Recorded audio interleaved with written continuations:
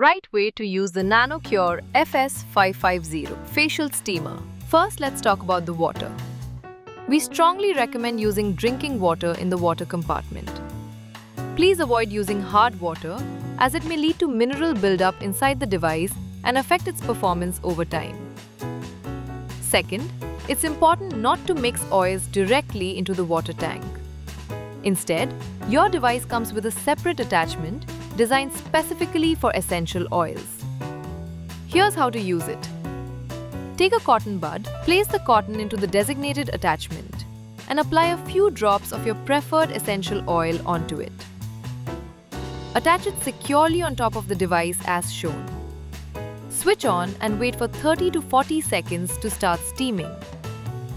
Third, after using the steamer, make sure to drain any excess water.